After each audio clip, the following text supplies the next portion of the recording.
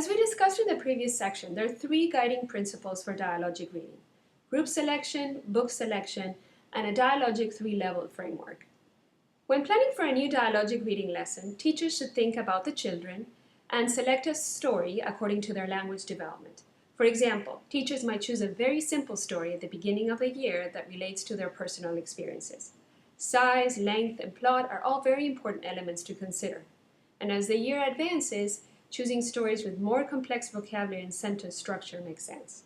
We will now have an opportunity to listen to Dr. Shelley Gray from Arizona State University talk about how she trains teachers to make book selections.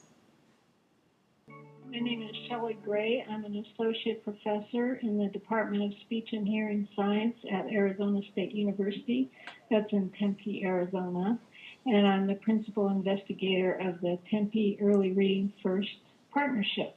We use the Trophies preschool curriculum, and we augmented that quite a bit. But in that curriculum, there's a thematic unit.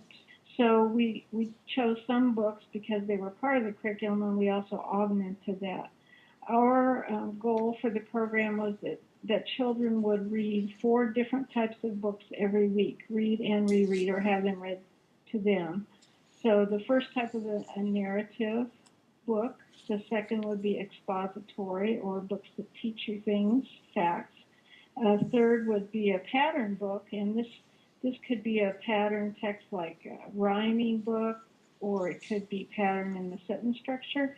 And then the fourth, which was part of the Trophies curriculum, was a nursery rhyme kind of book, or a single page with a nursery rhyme.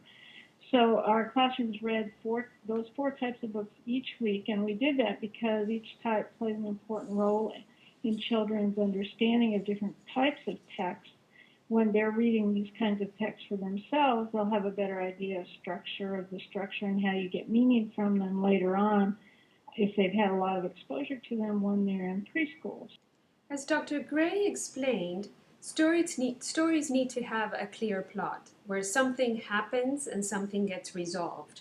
They also need to be short so that you can focus on the entire story, and so that stories have clear and vivid illustrations. As teachers become more experienced with dialogic reading, having a book list library might help with identifying new books that support the topic and connect with other concepts.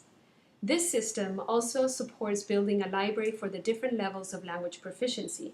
And as the year advances, teachers would use more advanced stories and house them in this library. For example, at the beginning of the year, teachers might use Little Owl Lost, which is a story about an owl falling from its nest and looking for her mother. The text is simple and has a very clear plot. Once teachers use this story through multiple readings and going through the 3 levels, they might choose another story, such as Rosie's Walk. Rosie's Walk uses more sophisticated vocabulary, and it's longer. It is a simple story with great images and a clear plot. As children become more experienced in the process of learning through this approach, teachers might use a story such as The Very Hungry Caterpillar, or Fish is Fish, or Leo the Late Bloomer. These are all great stories that can be used for dialogic reading. And many of these stories are also available in Spanish.